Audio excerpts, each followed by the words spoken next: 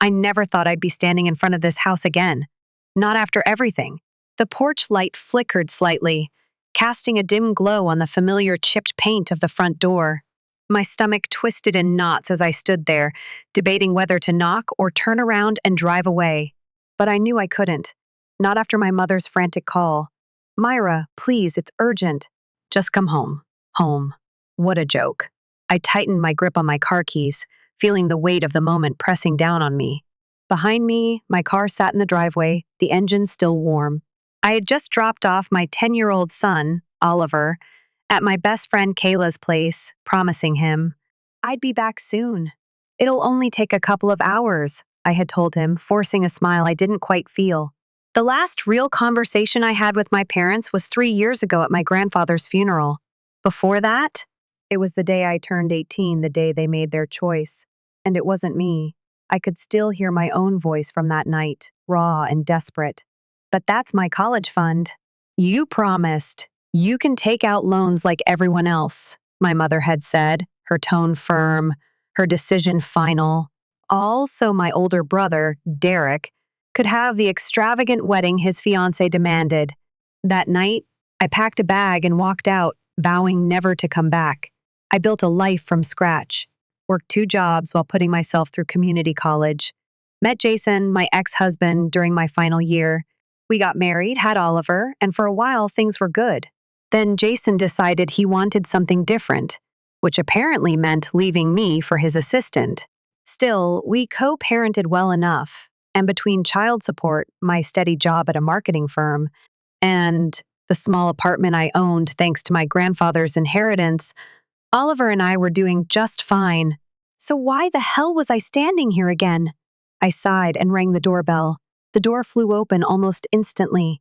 My mother, looking smaller and more fragile than I remembered, blinked at me, her eyes already welling up with tears. "You came," she whispered, her voice thick with emotion. I didn't respond. I just stepped inside. The house smelled exactly the same vanilla air freshener mixed with the faint scent of my father's coffee. The furniture was the same, but noticeably more worn. Dad was in the living room, sitting stiffly on the couch. He looked up when he saw me, his face carefully neutral. "Where's Oliver?" Mom asked, peering behind me. "He's at Kayla's," I answered shortly. "You said it was urgent. What's going on?" Mom wrung her hands, glancing at Dad. He cleared his throat and finally spoke. "We're losing the house," he said. I stared at them, waiting. There was always more with them. Mom's voice wavered as she explained. Derek needed help. He and his wife started a business, and we took out a loan to help them get started. I should have seen it coming. "And?" I prompted, my voice dangerously calm. Dad sighed. "The business failed. They stopped making payments, and we can't cover it ourselves." I let out a short, humorless laugh. "So, let me get this straight. You used your house as collateral for Derek? And now that it's backfired, you're asking me for help?" "We wouldn't ask if we weren't desperate," Mom pleaded. "You have that apartment, and I know you're doing well. Please, Myra." "We need you." I could feel the old anger bubbling to the surface. They had never reached out when I was struggling. Not when I worked double shifts just to keep a roof over my head. Not when I was drowning in student loan debt. Not even when Jason walked out on me. But now, when they needed something, suddenly I existed again. I crossed my arms. "You gave away my future for Derek, and now you expect me to sacrifice for him again?" Mom wiped at her tears. "Derek has 2 kids, Myra. They're struggling." I clenched my jaw. "And what about my kid, Oliver? Did you ever stop to think about what this would mean for us?" Silence. I inhaled sharply, forcing myself to stay calm. "I'll think about it," I finally said. The words tasted bitter, but I wasn't ready to make a decision not yet. As I turned to leave, my mother's voice cracked. "Myra, please." I didn't look back. All I could think about was Oliver. His little face lighting up whenever he talked about his favorite superhero. The way he still held my hand sometimes, even though he was getting older. I had spent years protecting him from the kind of disappointment I had faced. And now, I had a choice to make. Would helping them be the biggest mistake of my life? Or the most important decision I'd ever make? Either way, nothing would ever be the same again. For the next few days, I couldn't stop thinking about it. Every spare moment, every quiet second, my parents' voices played in my head. The desperation, the regret, the unspoken expectation that, once again, I would clean up Derek's mess. I could already hear Kayla's voice in my head. Myra, are you seriously considering this? And she'd be right. But there was one thing I couldn't shake: Oliver. My kid had never met his grandparents. He had seen pictures, heard a few scattered stories, but they were strangers to him. And despite everything, a part of me wondered if I went back, if I gave them a chance, would it be different this time? Would they finally see me? That thought alone was dangerous. But that's how I ended up in my car a week later, Oliver in the passenger seat, happily munching on the granola bar. I tossed him before we left. Are they nice? He asked between bites. I hesitated. They're complicated. Oliver frowned, clearly thinking that over. Like the math problems with the fractions? I huffed a quiet laugh. Yeah, exactly like that. The drive stretched longer than I remembered, but the moment we turned onto my parents' street, my stomach tightened. Too late to turn back now. The second I pulled into the driveway, the front door burst open. My mom stood there, wringing her hands, her face a mixture of relief and nervous energy. She spotted Oliver first. Oh, you must be Oliver. My son blinked at her, then turned to me, as if waiting for instructions. Go ahead, I murmured. Slowly, he climbed out of the car. Mom knelt down, smiling warmly. You look just like your mom when she was your age. Oliver glanced at me, then back at her. You're smaller than I thought you'd be, he said bluntly. I stifled a laugh. Dad came to the door next, moving slower than I remembered. His hair had more gray, and there was a stiffness to his movements that hadn't been there before. Come in, he said gruffly. Inside, everything looked exactly the same. The same couch, the same coffee table, the faint vanilla scent in the air. But something felt off. I noticed it when we sat down. Mom kept sneaking glances at me, as if making sure I was really there. Dad was uncharacteristically quiet. And then there was the elephant in the room. Derek, where's your son? I finally asked. Dad cleared his throat. He's working through some things. Right. Working through things. That was a fancy way of saying he messed up again. Oliver shifted closer to me, clearly sensing the tension. Mom forced a smile. You two must be hungry. Let me get something ready. She practically bolted to the kitchen, leaving Dad and me alone. Oliver, oblivious to the awkward silence, pulled out his Nintendo Switch. Dad watched him for a moment before finally speaking. He's a good kid, he said, his voice gruff. I looked at him, waiting. You've done well, Myra. Something about that stung. Like it was surprising to him. Like he hadn't expected me to build a life without them. Before I could respond, Mom called from the kitchen, Can you give me a hand, Myra? I sighed, pushing off the couch. The kitchen was the same too, right down to the rooster-shaped salt shaker I used to hate. Mom was already bustling around, pulling out plates, setting things on the counter like we were about to have some grand family meal. I leaned against the counter. Just say it, Mom. She froze. Say what? You didn't ask me here just to see Oliver. Her shoulders slumped. She wiped her hands on a towel before turning to face me. Your father and I, we really are in trouble, Myra. Her voice was small, almost fragile. We've tried everything. Refinancing, borrowing, selling things.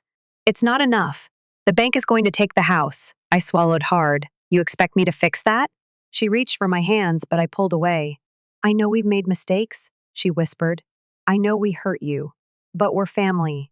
Family. That word had never felt so hollow. Still, I didn't say no. I told her I needed time to think, grabbed Oliver, and left. As I drove back, his small voice broke the silence. Are we moving here? I nearly swerved off the road. What? No! Why would you think that? You always tell me we help people when we can. Damn it. I gripped the steering wheel tighter, because deep down I already knew I was going to do something incredibly stupid. And I just prayed I wouldn't regret it. I told myself I wasn't going to do it. I wasn't going to let them drag me back into their mess. I wasn't going to risk everything I'd built just to save the same people who had once thrown me aside like an afterthought. But a week later, I was sitting in Kayla's living room, drinking the world's strongest cup of coffee, and saying the words I knew I'd regret. I'm moving in with them. Kayla nearly choked on her drink. I'm sorry, you're what? I sighed. It's temporary. I'll rent out my apartment, use the money to help with their loan payments, and make sure Oliver actually gets to know his grandparents. Maybe it'll be different this time. She gave me a look that could have melted steel, and maybe pigs will fly. I groaned, rubbing my temples. Look, I know this sounds insane, but it doesn't just sound insane, it is insane. She leaned forward, eyes burning into mine. Myra, they threw you away for Derek. And now that he's screwed up, they're treating you like their backup plan. I had no argument for that. Because she was right. I just didn't know what else to do. When I broke the news to Oliver, he surprised me. Cool, he said, popping another grape into his mouth. I blinked. Wait, you're okay with this? He shrugged. Grandma makes good cookies. So that was it then. My son, the ultimate optimist. I wished I could borrow some of that hope. 2 weeks later, we moved in. The first few weeks were bearable. Mom was over the moon. She cooked real breakfasts every morning, pancakes, scrambled eggs, even bacon when she could afford it. Dad took Oliver outside, teaching him how to use tools in the garage. And for a moment, just a fleeting one, I let myself believe it was real, that maybe things had changed. But then I started noticing things. The whispered phone calls Mom would take when she thought I wasn't around. The way she'd come back looking pale, her eyes red-rimmed. The financial documents left out on the kitchen counter, showing just how deep they were in debt. And then there was the money. One night, I was setting up Mom's new tablet when a notification popped up. A bank transfer. Money going straight from her account to Derek's. The first stared at the screen, my stomach twisting. She was still supporting him. After everything, I confronted her that night. Why are you still giving him money? I demanded, holding up the tablet. Mom's face went pale. He just needs a little help, Myra. Just until he gets back on his feet. I laughed. I actually laughed. You mean the feet he lost when he tanked his business and let you take the fall for it? Her expression hardened. He has 2 kids, Myra. He's struggling, my hands clenched into fists. So am I. So is Oliver. But you don't seem to care about that. Don't be ridiculous. I could feel the heat rising in my chest. Ridiculous?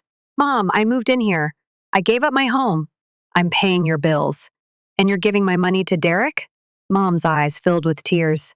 It's not like that. I shook my head. It's exactly like that. Dad walked in just in time to see me grab my jacket. Where are you going? I didn't even look at him. Out. I drove for an hour before I ended up at Kayla's. She didn't say I told you so. She didn't have to. Instead, she poured me a glass of wine and sat with me in silence. After a while, she finally spoke. So, what now? I exhaled slowly. I don't know. And that was the problem. I didn't know how to walk away. Not yet. For the next few weeks, I tried to convince myself that I could fix this. That if I just set some firmer boundaries, if I just explained things better, Mom and Dad would finally see what they were doing. It was a lie, and deep down I knew it. But I wasn't ready to admit that yet.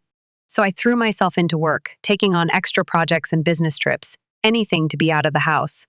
Oliver seemed happy enough. He had started calling my dad Grandpa without hesitation, and my mom doted on him like she was making up for lost time. And maybe she was.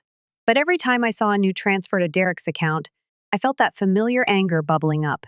One night, after another long day at work, I found Mom in the kitchen, whispering into the phone. I already knew who she was talking to. When she turned and saw me, she flinched.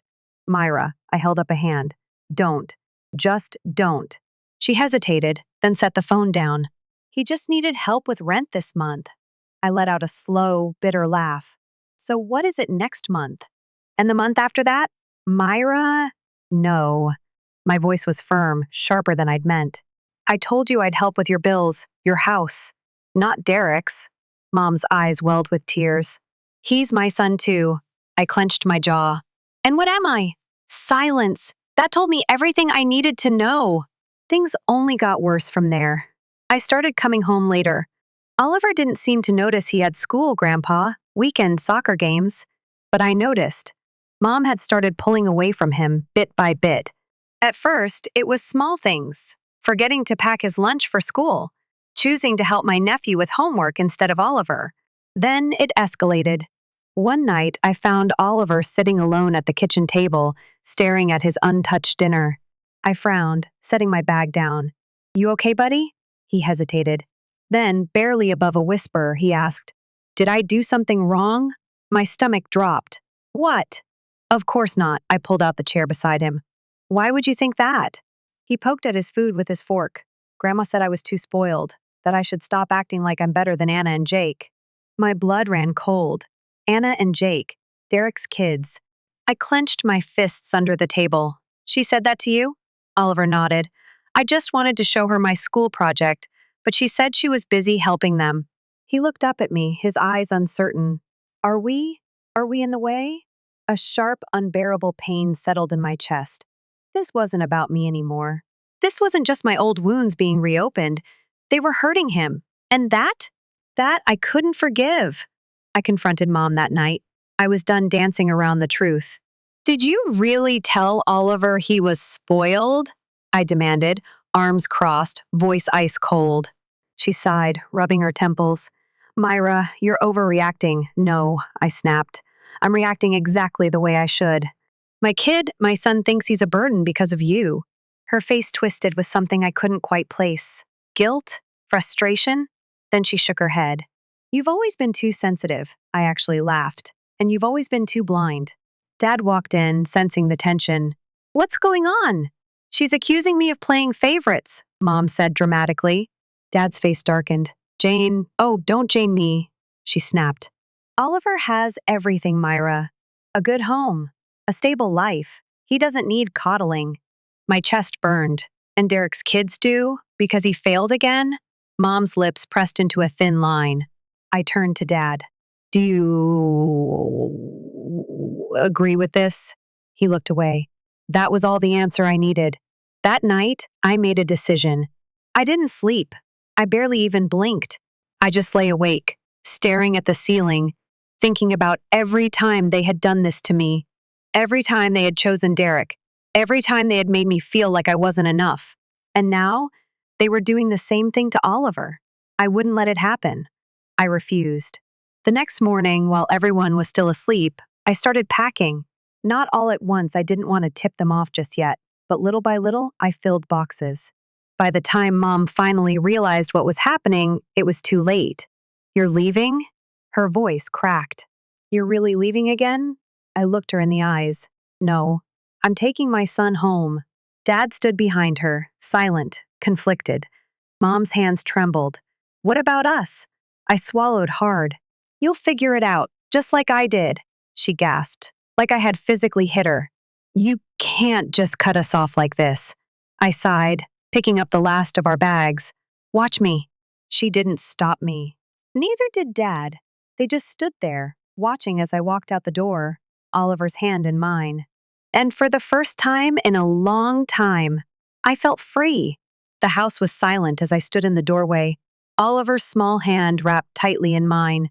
Mom's face was pale, her lips pressed together, like she wanted to say something but didn't know how.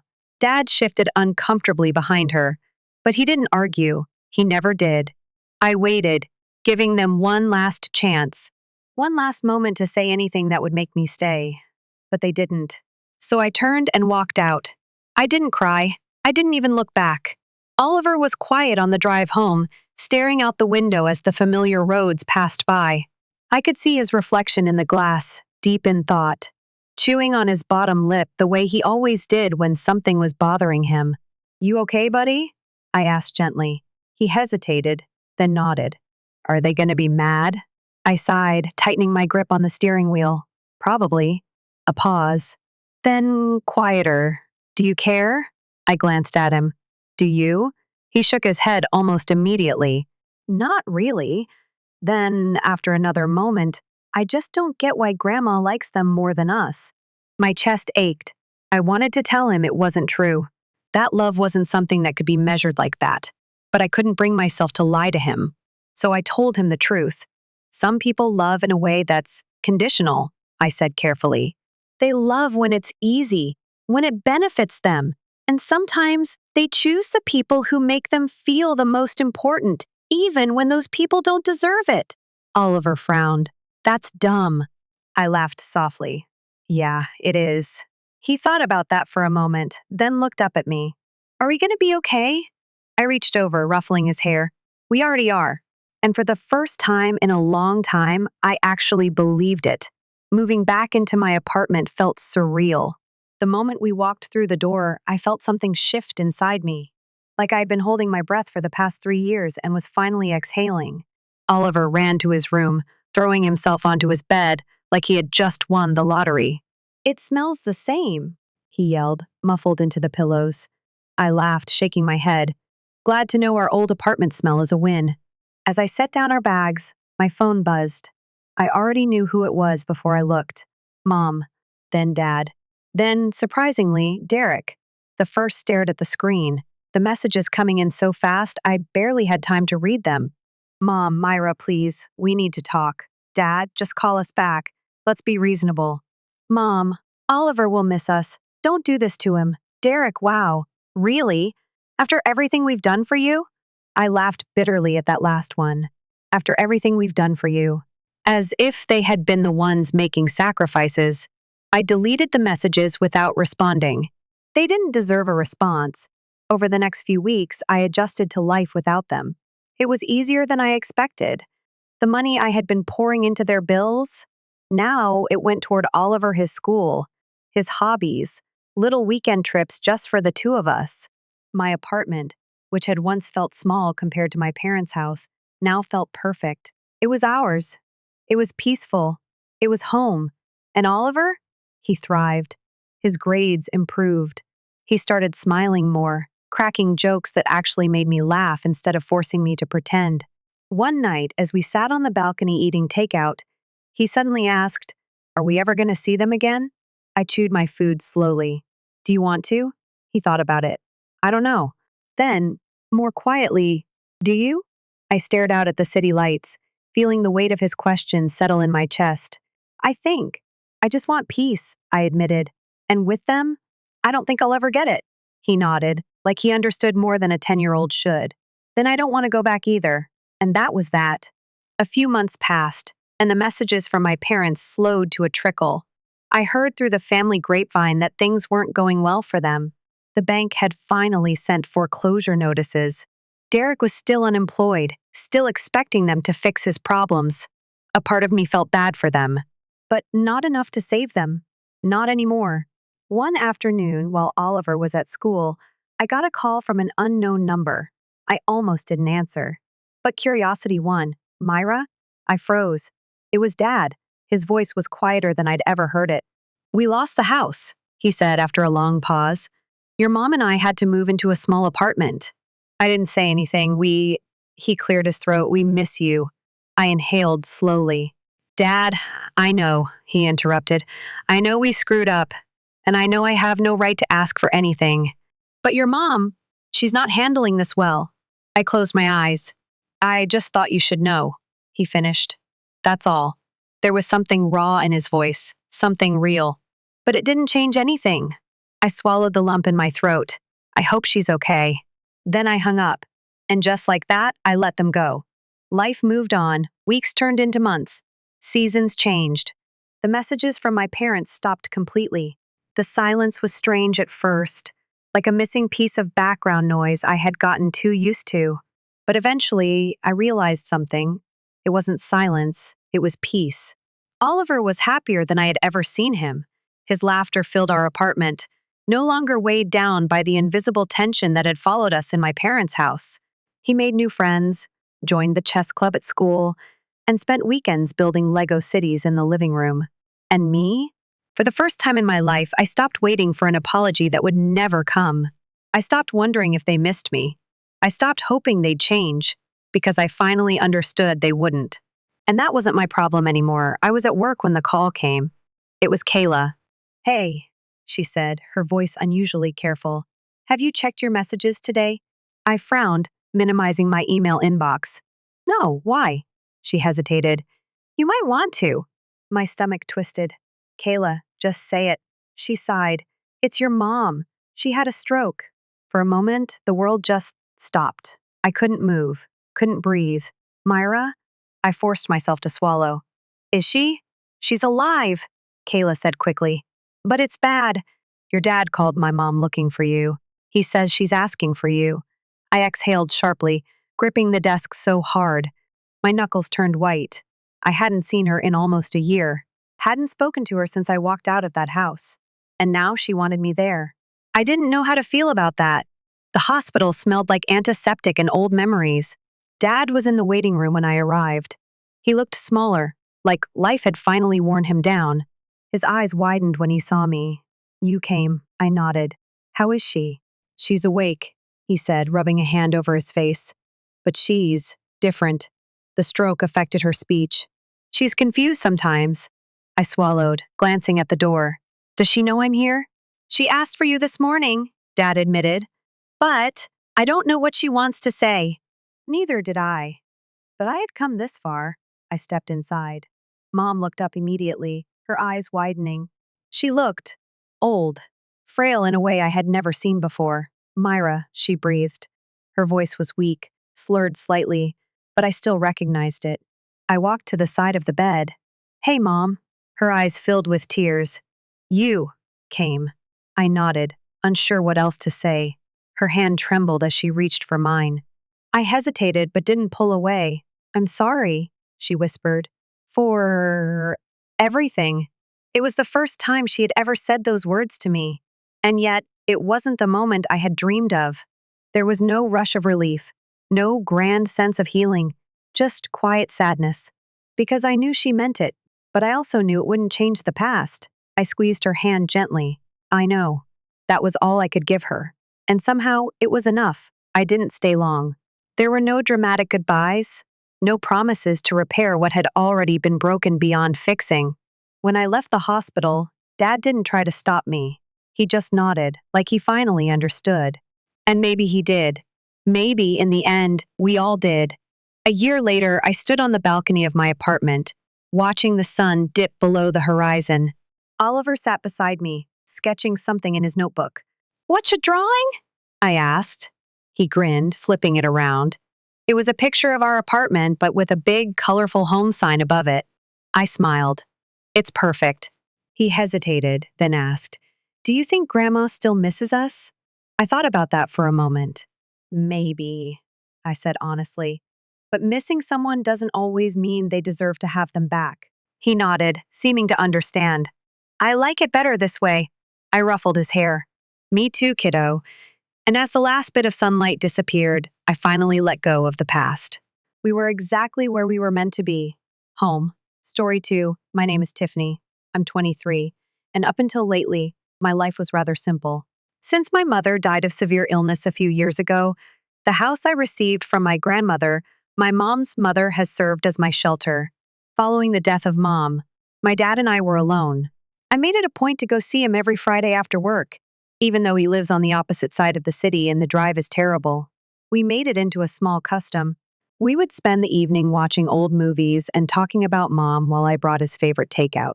I treasured those evenings because they allowed me to maintain my relationship with Dad and preserve her memory. But one of those Friday trips was when it all changed. As usual, I arrived at Dad's house with his favorite Chinese cuisine, anticipating our typical peaceful evening. Rather, I discovered him pacing the living room anxiously. And he wasn't alone himself. I want you to meet this person, Tiffany, honey. He pointed to a lovely woman seated on the couch. She appeared to be around 35 years old, professionally attired, with her hair done and her smile perfected. It's Rachel. She is my fiancée, and she is doing well. I almost dropped the bags for takeout. Engaged? Dad had never even discussed dating, much less taken seriously enough to pop the question. I had a brief spike in rage. How could he forget about his mother so fast? Then I realized what I was doing. Dad deserved to be happy, didn't he, because Mom had been gone for so long? Rachel got to her feet and held out her hand. Tiffany, I've heard so much about you, she remarked kindly. Your father is often talking about you. I shook her hand and attempted a smile. It's good to meet you. My head was aflutter with questions, yet I managed to say. The evening started out badly, but as we ate and spoke, I began to feel more at ease. It was clear how much Dad loved Rachel, and she seemed like a decent person. She would periodically touch his arm or shoulder, in a way that appeared natural and kind, and he would continue to gaze at her with those puppy dog eyes. Rachel dropped another bombshell so nonchalantly you'd think she was making a weather comment just as I was beginning to feel better about the situation. As she assisted her father in clearing the dinner dishes, she added, "Oh, by the way, when my boys see you, they will be ecstatic. 6 and 8 are such lovely years. My water guys almost caused me to choke. She had kids." I was troubled by the way she presented this information as if it were an afterthought, but I ignored it. This was a lot to digest in one night after all. "That's fantastic," I answered, attempting to seem excited. "I'm excited to meet them." That evening when I was driving home, in a single evening, my thoughts were racing. With only my dad and me, my tranquil, routine existence had changed into something entirely new. Following that initial encounter, everything proceeded swiftly. Before I knew it, Rachel had moved into Dad's house with her boys, Jake and Tommy. The boys ran around creating noise and occasionally screaming tantrums, but they also had their nice moments, which is pretty much what you'd expect from children their age. Jake, the younger, couldn't stay still for more than 5 minutes, while Tommy, the elder, enjoyed playing video games. After 4 months, there was an unexpected wedding to organize. With an almost terrifying fervor, Rachel immersed herself into the preparations. She had strong feelings about everything, including the music, the venue, the flowers, and even the precise color of the tablecloths. I could hear the honey in her voice as she called me, "Tiffany, sweetheart. Could you spend a few hours keeping an eye on the boys? I have a last minutely rescheduled cake taste or an urgent appointment with the florist. Would you mind watching Jake and Tommy?" At first, I didn't mind. The children could be controlled in little doses, and it was only for a few hours here and there. In addition, I wanted to show my dad that I was making an effort to make things work. The wedding day then arrived. The ceremony got off to a decent start.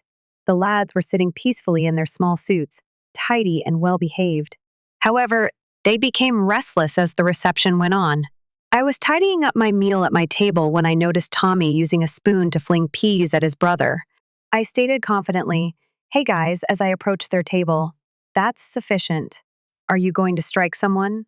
Jake was already grabbing his own spoon and using mashed potatoes as a form of retaliation. "Remove it," I cautioned them. "This conduct is inappropriate." At that point, Rachel appeared. Suddenly, she virtually dragged me behind one of the ornamental pillars as her immaculately manicured fingers clamped down on my arm like a vice. "Please don't talk to my kids that way ever again." Anger distorted her cheeks as she hissed. I'd known. Dawn for a few months. She was a kind, cheerful woman. Other visitors were being thrown food. I rubbed the spot where she had grasped me and attempted to explain. All I was doing was attempting to avoid a scene. "Pay close attention to what I have to say," she interrupted me. Her tone was harsh and low. "These are my kids. When you have your own children, you have no authority whatsoever to punish them. You may play mommy all you want if you ever have your own children, but don't say anything till then." She put her artificial smile back on her face before I could reply, and she swooned back to the celebration, dazzling the guests and swooning over Dad as if nothing had occurred. Only a few days after the wedding, the alterations began. It seemed as though Rachel had been waiting for her true self to be revealed by the ring on her finger. As usual, I spent more than an hour battling through rush hour traffic on my way to my dad's house on Friday. I had gone to Tony's, the restaurant where Dad and Mom used to celebrate their anniversaries, and picked up his favorite lasagna. However, something seemed different as soon as I entered the room. While the boys raced each other around the living room, Rachel was relaxing on the couch where Mom and Dad used to sit, browsing through her phone. She gave me a look that I can only describe as irritated as she gazed up at me. "You really ought to give us a call before you come over, Tiffany." I felt like an outsider in my childhood home as I stood there holding the takeaway bag. Make a call. However, I always spent Friday nights with my dad. It's customary for us. Rachel's eyes narrowed and she sat up taller. "Now, however, things are different. Your dad is a family man." I felt sick to my stomach when she stressed the importance of family. "And I'll be the one creating new customs in this area." I turned to face my father, who was seated in his recliner and appeared to be engrossed in his tablet. He remained silent, didn't even raise an eye. The dad who used to confront everyone who irritated me, who instilled in me the value of speaking my mind, sat quietly for a while. Then Rachel's expression brightened with excitement. However, given your presence, she got to her feet and picked up her handbag. Did you also bring dinner? This is fantastic. I've been wanting to visit that new Italian restaurant downtown with your father. You can keep an eye on the boys while we enjoy a nice date night. Before I could comprehend the situation, she was dragging Dad out of his chair. Let's change, honey, please. They vanished 10 minutes later. As simple as that. Don't ask whether I'm free. I didn't check my plans. Tommy and Jake were fighting over who got the larger portion of the lasagna I brought for Dad and me, breaking up fights, stopping kids from leaping over furniture, and attempting to stop them from damaging. The house took up the next 3 hours. I was worn out by the time Dad and Rachel arrived home at around 11 p.m. Rachel said, "Oh, we had such a wonderful evening, ignoring the mess the lads had created. But we're completely worn out. It's time to go to bed, boys." Without even saying thank you, she led them upstairs. Then, suppressing a blatantly phony yarn, she turned back. "Well, isn't it becoming late already? I think you should go home. You've got a long road ahead of you, Tiffany." The situation worsened the next week. Rachel, who spent her days running the home and didn't have a job, her remarks began to appear unexpectedly at my place, accompanied by the guys. "Marnie, I have an emergency, petty appointment. I'm already backing toward my car," she would remark. "Or I'm going to that new French cafe with your father. The lads despise French cuisine. We'll come get them in a couple of hours." She didn't inquire. She no longer even pretended to inquire. She simply left after dropping them off, as if I were a babysitting service that was available on call. She would occasionally arrive just as I was leaving work, still dressed for the office. Too exhausted to argue, I finally lost it after weeks of this bullshit. I had just ended a grueling workday that included 3 client presentations and a system crash that cost me 2 hours of productivity on a Wednesday night. I just wanted to lay down on my couch after taking a nice shower. Rather, as I got into my driveway, Rachel was already unloading the boys and their backpacks from her SUV. She chirped, perfect timing, and pushed Tommy in the direction of my front door. "After my appointment at the spa, I'm having supper with your father. In roughly an hour, they will require dinner." "No." Still standing near my car, I responded forcefully, "I wasn't employed as your personal nanny. I'm worn out. I didn't agree to this, and I've had a rough day." Her face took on an intriguing crimson hue. "You dare!" She almost yanked the 2 youngsters back toward her car by grabbing them by the arms. "Get in the car, boys." She gave me a sneer after snapping, "Tiffany, you'll regret this attitude." She left tire marks behind as she quickly pulled out of my driveway. My phone rang after I got inside, prepared myself a cup of tea, and had just begun to unwind. Dad was there. "What on earth is the matter with you?" Before I could even greet him, he barked, "You have no right to talk like that to my wife. She's crying." "Hold on, Dad. No, you hold on." "You're acting selfishly and cruelly. I will not put up with you mistreating my wife. She has treated you with nothing but kindness. Just listen, Dad." He had already hung up, though.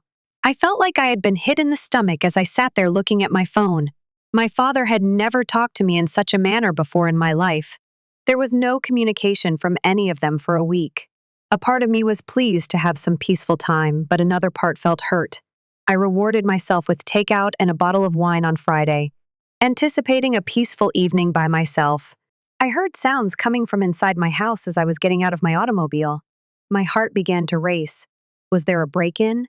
I heard what sounded like youngsters giggling as I reached for my phone to contact the cops. What on earth? With trembling hands, I unlocked my front door and saw Tommy and Jake lying on the floor of my living room, surrounded by empty juice cartons and snack packets. There were crumbs all over the place, and cartoons were playing on the TV. "Why are you here?" I insisted. Tommy shrugged while keeping his eyes fixed on the television. "About 4 hours ago, Mom dropped us off. After letting us in with the key, she told we were free to watch TV and eat everything we wanted. The secret, of course. Immediately after moving in, I gave the date a spare key, in the event of an emergency." "When will she return?" I feared the response as I asked. "She isn't." Jake spoke up with a smile. "She went to Hawaii with your father for their honeymoon. 2 weeks will pass while they are away. After 4 hours of being left alone in my home, I stood in my living room and gazed at the two youngsters. They may have been affected by anything. They may have caused a fire, injured themselves, or, who knows, anything else. My anger increased as I gave it more attention. I took out my phone and dialed Rachel's number while my hands were shaking. I launched my recording app and pressed the start button. I had a feeling I had to record this talk. The phone continued to ring. Rachel finally picked up on what must have been the 10th ring. "What are you looking for?" She lost her temper. Waves sounded in the distance. "Our hotel check-in is underway." "What am I looking for?" I struggled to maintain a steady voice. "Why don't you tell me why you broke into my house and left your kids behind? Without even asking me, right here?" It felt like nails on a blackboard when Rachel laughed. "Don't be too theatrical, please. It's scarcely breaking in because I used a key. You don't really have anything better to do either. Please pardon me." "Well, Tiffany, let's be honest. In any case, you're just sitting by yourself at home.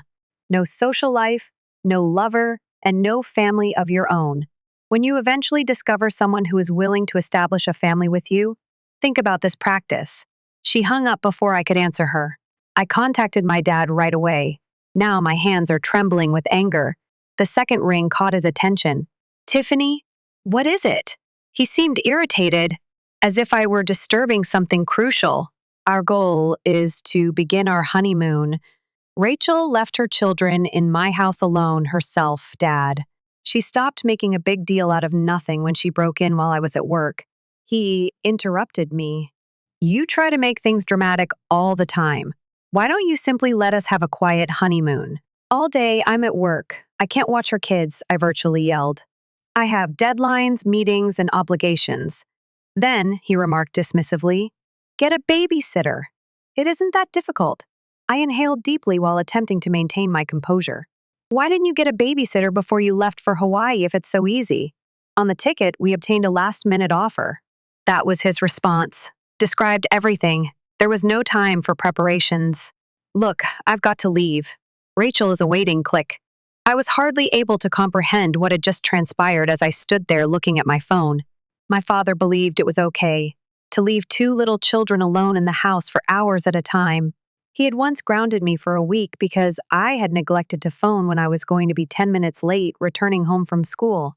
At that moment, I saw Tommy lying on my couch typing on his phone. I had a sudden notion. "Tommy, hello," I shouted, attempting to seem informal. "Have you got your father's number?" "Your father?" Tommy hardly raised his head from his game, really. "Yes, we spoke with him frequently." "Do you want me to show you?" He showed me the screen after bringing up his contacts. I hastily copied the number on my mobile device. My heart is racing. For privacy, I went into my home office and called. Before a deep voice responded, the phone rang again. "Hi there. Hello, is Mr. Anderson here?" I inhaled deeply. "I'm Tiffany, Rachel's new stepdaughter, but you don't know me. I'm calling because, well, you should be aware of a problem involving Tommy and Jake." "What sort of circumstance?" Concern hardened his voice instantly. "Are they all right?" I told him everything. How I had been Rachel's free babysitter, how I was at work when she broke into my house, how, before leaving for Hawaii, she and my father had left the boys for 4 hours. I could hear his breathing becoming labored as I talked. He said forcefully, "Text me your address. In an hour, I'll be there. And I appreciate you calling me, Tiffany." As promised, my doorbell rang precisely 1 hour later. I discovered a tall man in his early 40s as I opened it. Another man with a leather briefcase and an expensive-looking suit stood behind him. Jake, Dad, and Tommy all yelled at him at once and rushed to give him hugs. I could see the relief on his face as he gave them each a bare embrace. "Why don't you guys go get your belongings?" he advised, tidying up whatever mess you produced in Miss Tiffany's residence and ruffling their hair. He turned to face me while the lads ran about gathering their things. "This is my lawyer, James Carlton," he replied, pointing to the guy wearing the suit. "Do you mind if we spoke for a little while?" As the lads tidied the living area, we sat at my kitchen table. "Please give me a call, Mr. Anderson." Frustrated, Steve raked his hands through his hair. He murmured softly so the boys wouldn't hear him skip planned visits, alter arrangements at the last minute, or use the children as pawns. I've been dealing with Rachel's stunts for years, he added. However, he gave a headshake. She had never done anything like this before. In addition to leaving the kids alone in an empty house, she is utilizing the $4. I pay in child support each month to go to Hawaii and dump them on strangers. Taking out a legal pad, his attorney added, "Could you explain me precisely what occurred, Miss Taylor?" "Commence at the beginning." I went on to describe the wedding and the steady rise in Rachel's demands during the following hour. Happenings of today. The attorney made thorough notes. As I talked, his scowl became deeper. "And I have this too." Taking out my phone, I said, "I took notes during today's talks with my father and Rachel." "Is that useful?" The attorney's eyes glowed. "Very beneficial. Could you please send me those recordings?" When I forwarded the materials to him, as Rachel's patronizing voice filled my kitchen, he nodded and played them back. He turned to face Steve when the recordings were complete. He remarked, "This is just what we needed. Abandonment, danger, misuse of money intended for child support. We've been given a fantastic chance by your ex-wife." The following 2 weeks went by in silence. Rachel never called or texted to inquire on her children. My dad didn't even check in to see how things were going. It seems that their enjoyment of their Hawaiian paradise kept them from worrying. They had left 2 little boys in my home. Then Friday arrived. My front door exploded just as I was getting dressed comfortably after returning from work. Like a cyclone, Rachel came crashing in. Her cheeks was flushed with anger. My dad is directly behind her. She was holding what appeared to be an official-looking letter. "Tommy, Jake." She looked around furiously as she yelled, "Where are my kids?" Unexpectedly, I remained sat on my couch. "Their father is among them." Rachel stopped. "What? Their dad? Before you married my dad, you had a kid with a man you know, the one who truly gives a damn about their welfare." She sprang at me. My hair almost got caught in her immaculately manicured nails.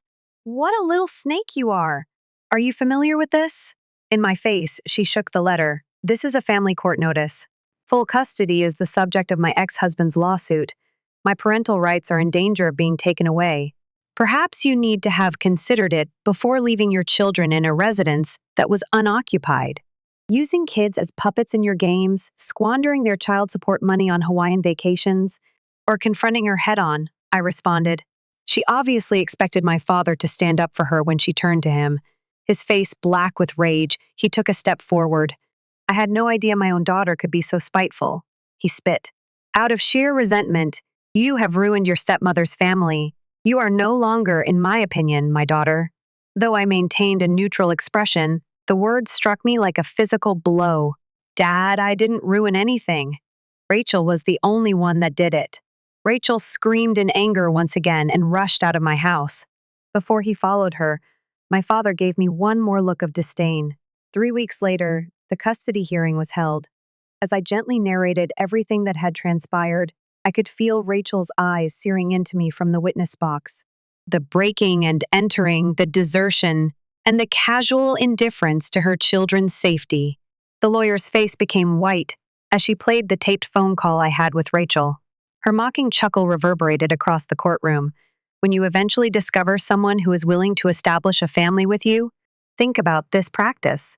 With every bit of proof, the judge's face became more agitated.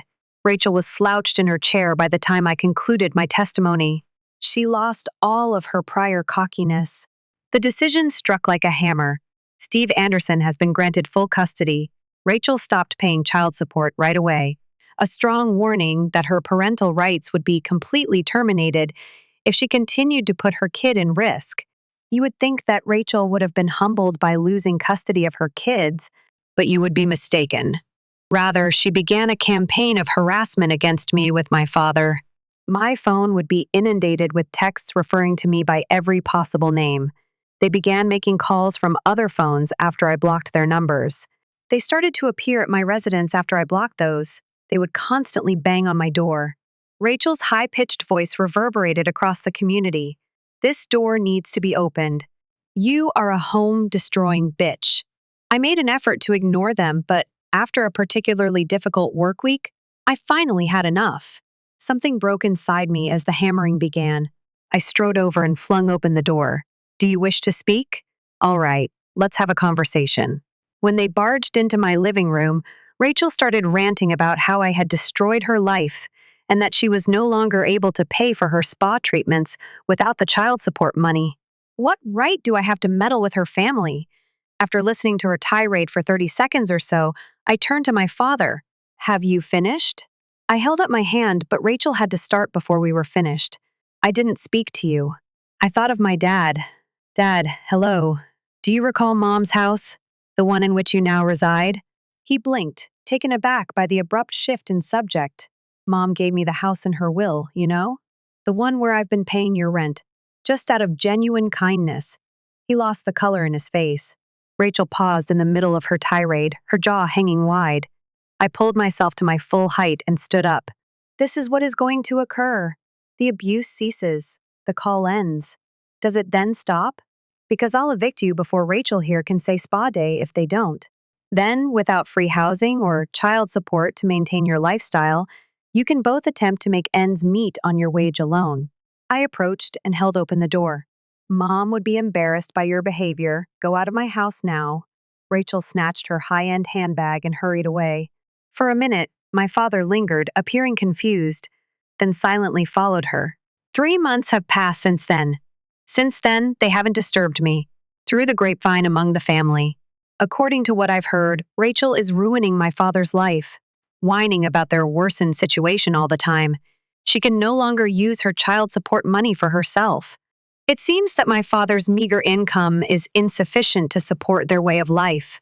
Last week, I ran into Sarah, my cousin, at the grocery store. She informed me that Rachel has been yelling over the prospect of having to shop at ordinary stores rather than her favorite boutiques.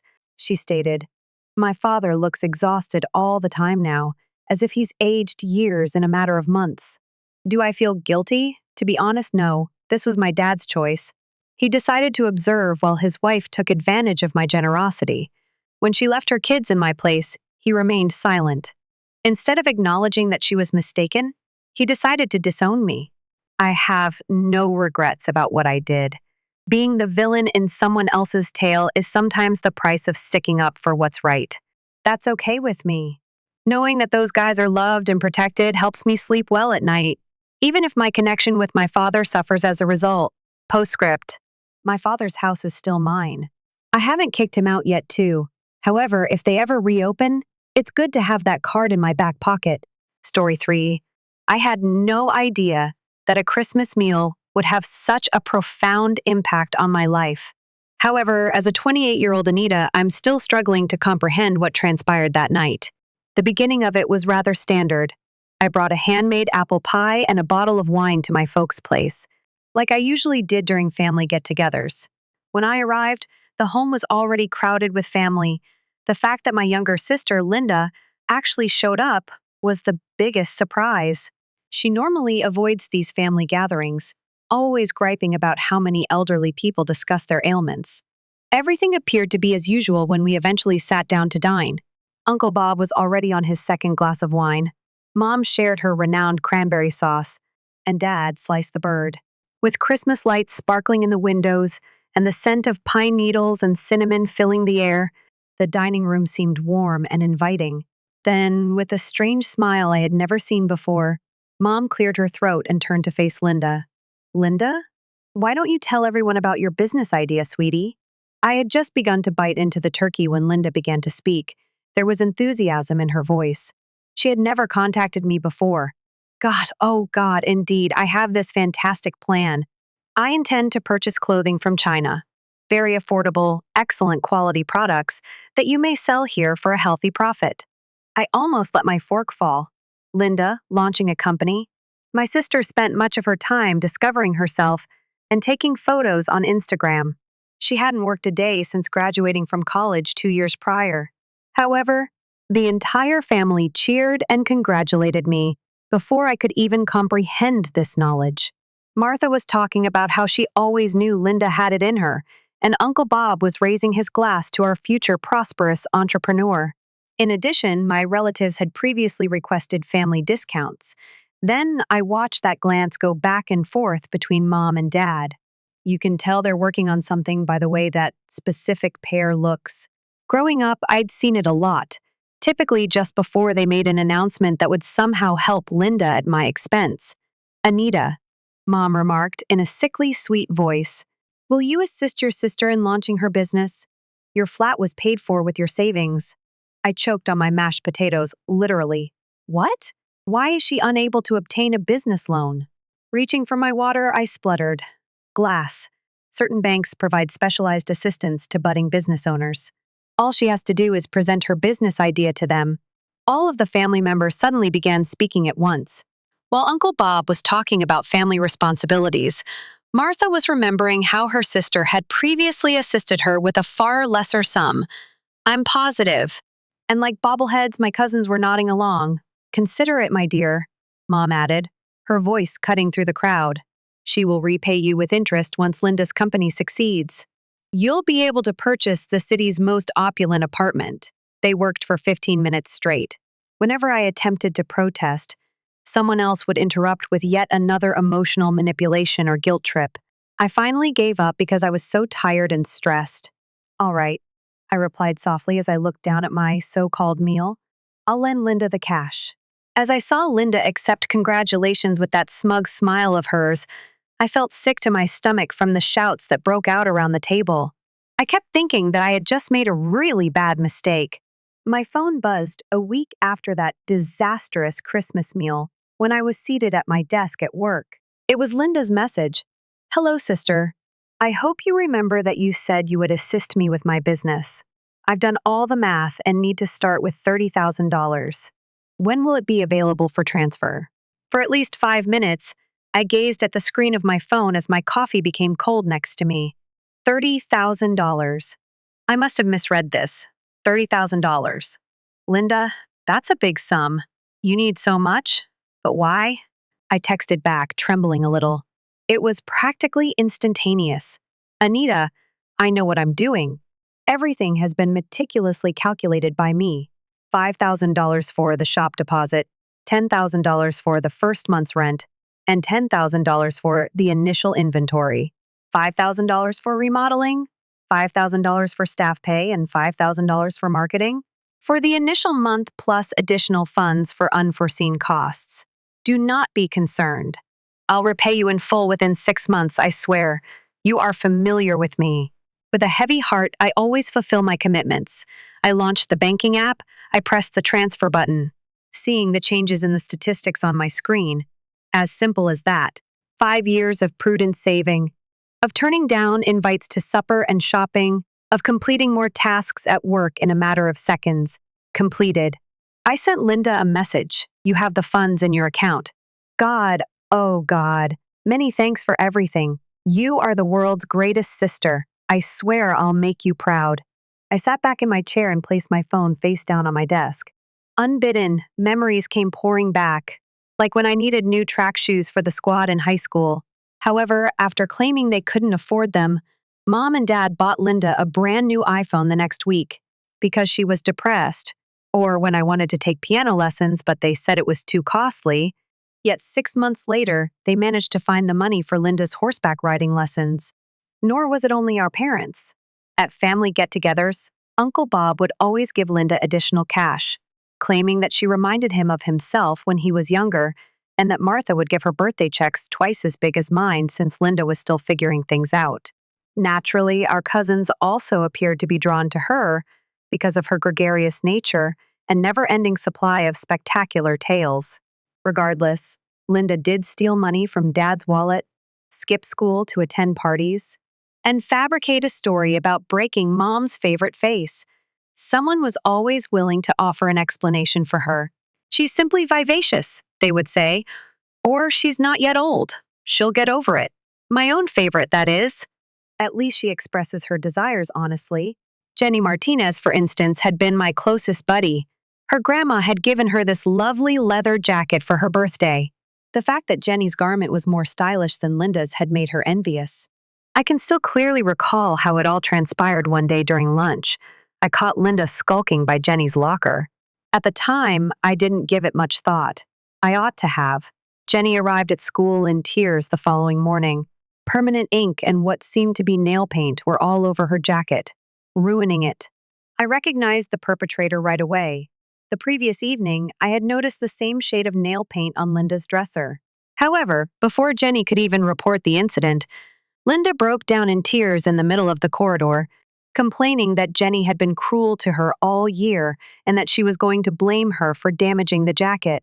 Martha got involved first, but it was all lies, and Linda had always been skilled at sobbing when she wanted to. Demanding to talk to the principal, she marched inside the school. My niece would never act in such way. She was adamant. It's obvious that this other girl is attempting to frame her. Uncle Bob then joined in. Our parents come next, followed by our cousins. They all gathered around Linda as if she were a victim. I overheard several family conversations about how that Martinez girl was clearly envious of Linda, how Mom must have been angry that I was hanging out with my sister rather than her. I once made an attempt to alert them that I had spotted Linda close to Jenny's locker. But my mother cut me off right away. How in the world did you think your sister would do that, Anita? The family is united. The situation became unmanageable. Our relatives continued to come up at school, confronting Jenny's parents and protesting to the teachers. Jenny's mother finally moved her to a different school because of the commotion they caused. My dearest buddy was lost, and Linda got away with it all. When we found out Jenny was going, she even dared to grin at me. In the corridor, she had whispered to me, "See? Those who treat me badly end up like that." I kept what Linda said to me that day to myself. What was the purpose? In any case, no one would have trusted me. The family's baby was Linda, the one incapable of wrongdoing. Everyone hurried to defend it. After more than 15 years, I now hoped that things would have changed. Perhaps Linda had matured. Perhaps this entrepreneurial endeavor would be the catalyst for her to ultimately accept accountability for her deeds. Perhaps she would show that everyone was correct about her potential. The weeks that followed were filled with meetings and deadlines. I was too busy overseeing a significant software installation project at work to give Linda's firm much thought. I went to my parents' place one Sunday for our customary family meal. Mom was taking the lasagna out of the oven as Dad watched baseball, but there was no sign of Linda. "Linda, where are you?" I inquired. Assisting Mom with the table setting. "Is she late once more?" Mom dismissed it with a wave of her hand. "She's on vacation, I see. I almost tripped and dropped the plate I was holding." "A journey? What do you mean?" "She is supposedly launching a company." "Anita, don't take things personally." Mom narrowed her eyes and snapped. "It's a business trip, of course, and you really should quit meddling in your sister's affairs. She is skilled at what she does." Silently, I completed arranging the table after biting my tongue. But that night, something didn't feel quite right. I accessed Instagram while lying in bed in my flat and began looking through Linda's profile. I felt sick to my stomach. There she was, enjoying a coffee at a cafe in Rome while standing in front of the Eiffel Tower. Milan shopping. In Greece, having a good time at a beach club. Every picture, which had all been uploaded in the previous week, was more lavish than the one before it. What on earth? To myself, I mumbled. Why is she traveling throughout Europe if she is launching a clothes company with Chinese suppliers?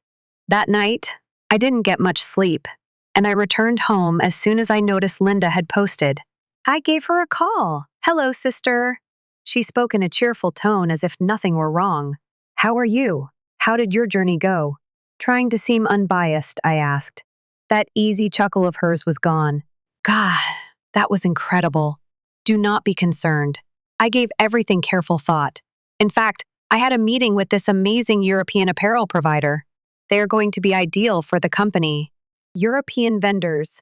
I was unable to contain my suspicion any longer. I assumed you were bringing in goods from China.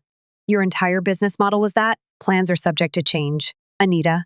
Being adaptable is essential in the corporate world. I know what I'm doing, I assure you. Correct. I inhaled deeply. When will I be able to visit the store? You've already located the one you mentioned. A pause occurred. It was only a split second. Too much time. Oh, I'll put everything up in a week. I swear, I'll show you then. Her voice made my skin crawl, but I made myself remain composed. All right. I would want to visit your business one day. Naturally. Absolutely no issue. I'll SMS the address to you. Linda gave me the address, which was in a tiny mall outside of town.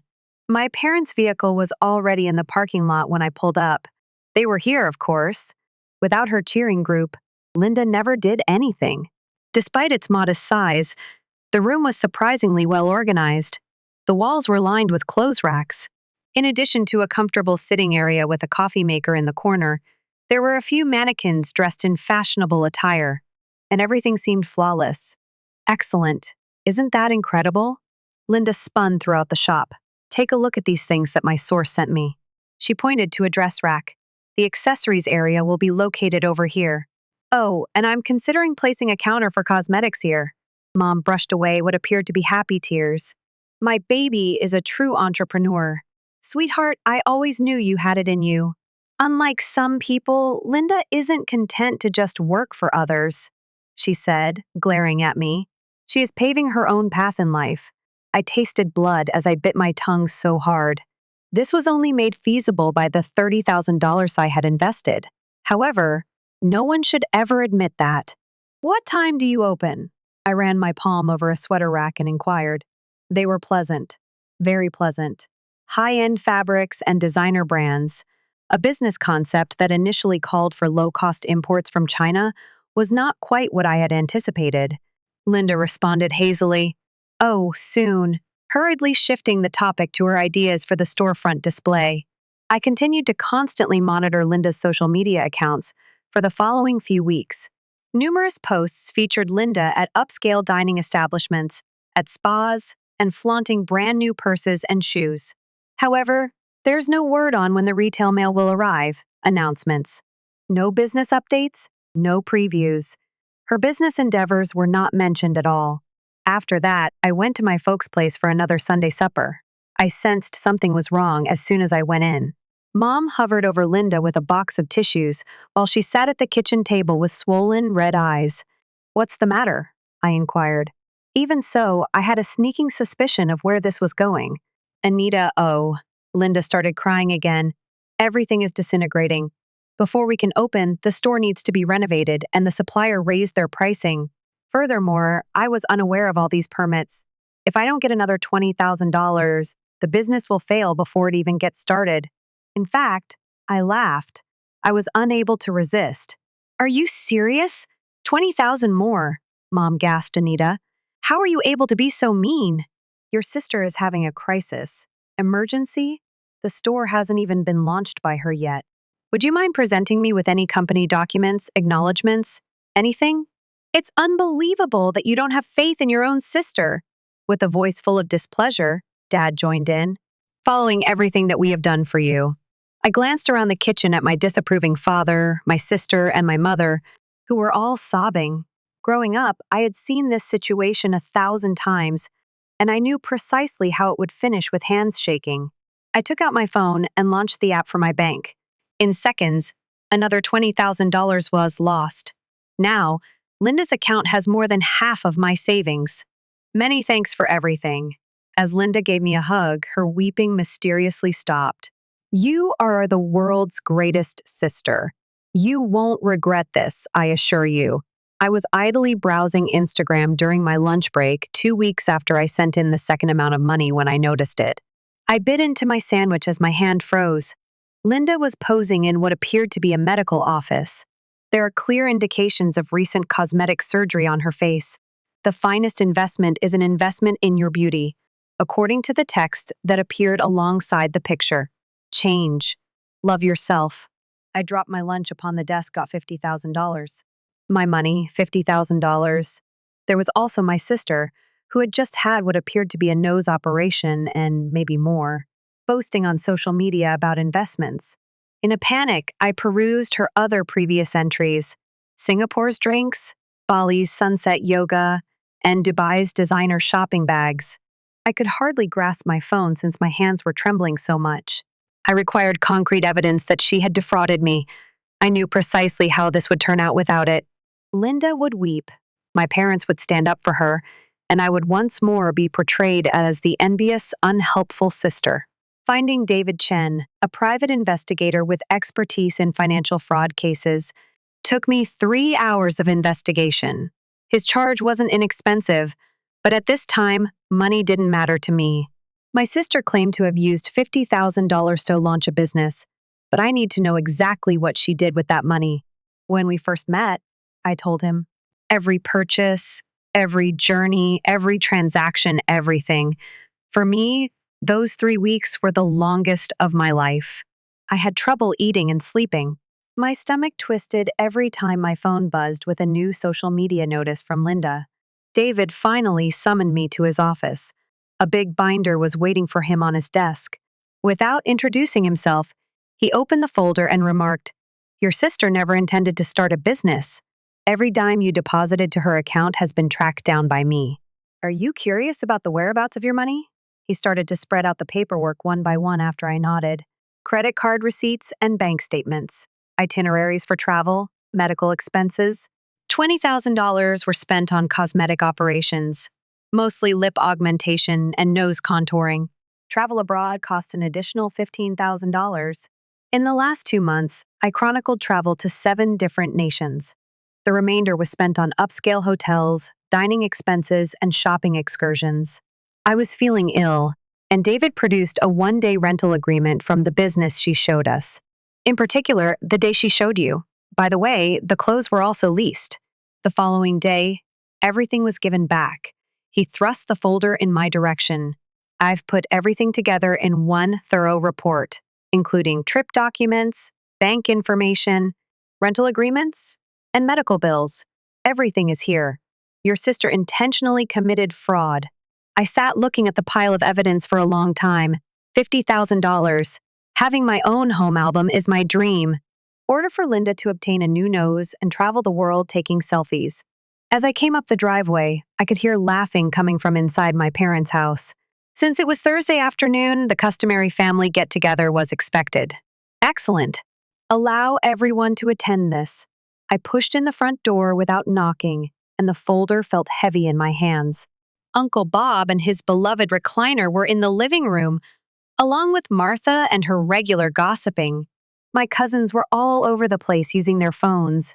While Dad reads his newspaper and Mom serves tea, Linda, the center of attention, is constantly displaying something on her phone to everyone. Linda, my voice broke through the commotion as I spoke. When do you intend to reimburse me for my $50,000? There was silence in the room. With the charming grin that had saved her from disaster so many times before, Linda glanced up. Anita, oh, I can't at the moment, you know. All of the funds are invested in the company. Everything I made would be destroyed if I removed it. You get it? Correct, constructed. There was no comedy in my laughter. What do you mean by that nose job? You created one of those vacations to Bali, Dubai, and Europe. You constructed. Linda's smile wavered. Mom frowned and moved ahead. What are you talking about, Anita? I began spreading out papers on the coffee table after opening the folder. No business exists. This is your plastic surgery receipt. These are your reservations for travel. And here's my own fave, too. You showed us the 1-day leasing agreement for that phony shop. Martha let out a gasp. Uncle Bob reclined on his seat. At last, my cousins raised their heads from their phones. Dad said softly, Anita. There must have been some miscommunication. Linda is simply taking her time in order to properly put everything up. She bought a new face and trips with my money. Look at the proof, I was yelling. I engaged a private detective. Everything is here. Martha gripped her sister's breast after you spied on her. How could you have acted so dishonestly? Underhanded? I turned to look at her. She took $50,000 from me. And it's me who is being dishonest. All right. I'll let a judge see the truth if none of you want to. She is being sued by me for fraud. The room exploded. Linda began to yell that I was not allowed to harm her in this way. Uncle Bob was shouting about devotion to the family. Every one of my cousins was speaking at once. Dad insisted that I sit down and act rationally. You cannot file a lawsuit, Mom said abruptly, her voice piercing the commotion. I knew the smile on her face. When Linda believed she had the advantage, she employed the same one. You don't have any evidence that Linda took out the loan. What would you say to the judge? That you want to return the $50,000 you gave your sister as a gift? I will not testify that it was a loan, and neither will your father. It was the first time since I entered. I grinned. I took my phone out, launched the message app, and raised it. Do you mean these communications in which Linda expressly requests a loan for her business and makes a written commitment to reimburse me within 6 months? Messages like that, with no more words. Leaving the door open behind me, I collected my proof and left. As I made my way to my car, I heard them all beginning to yell once more, but I chose not to turn around. Although I had anticipated a drawn-out and disorganized trial, the evidence was too strong to refute. However, the last blow was administered by Mr. Rodriguez, the business owner. He testified that she did indeed hire the apartment for a single day. She said it was for a family joke film she was creating. In the morning, she brought in racks of clothing, and that same evening, she removed everything. She paid generously for the day, but I found it odd. As he talked, I saw Linda's expression. She wasn't sobbing or acting like the victim for once. As if this were all beneath her, she simply sat there and gazed at her flawlessly manicured nails. Her parents did their utmost to protect her. Mom grabbed the stage and told a story about Linda's passion of entrepreneurship and how she only needed more time to launch the company. Dad claimed that I was simply envious of my sister's innovative business strategy, but they were unable to refute the proof. The mails included Linda's pledge to pay back the debt and bank bills, detailing her expenditures, the trip receipts and the leasing agreement for the phony store, the health care expenses. The judge's voice was clear and powerful as she handed out her decision. According to her, the evidence clearly demonstrates intent to deceive. In addition to the entire $50,000, the defendant, Linda Mitchell, is ordered to pay $20 in punitive damages for mental anguish and the expenses expended during the investigation of this fraud. At last, Linda started crying, but for once, it didn't work. A former cousin subsequently told me that my parents had to take out a loan to assist Linda pay me back. It's remarkable how quickly a previous relative becomes important with relatives. The funds showed up in my account precisely as requested. I signed the paperwork for my new flat the next day. I hadn't been saving for that one at first. After spending money on investigators and attorneys, that goal had to be cut back. It was mine, though. I owned every square foot of it. My parents still call, occasionally leaving voicemails about how I've shattered your sister's heart and ruined the family. Additionally, it seems that Martha shares with anybody who listens how I turned against my own blood. I was written by Uncle Bob against his will. On social media, my cousins have banned me. They all think I'm the bad guy in this tale. The cold-blooded, vicious sister who brought poor Linda to court. The unappreciative daughter who publicly humiliated her family. The resentful woman who was unable to cope with her sister's achievement. But what do you know? I don't give a damn about what people say as I stand in my new apartment and watch the sunset from my own windows.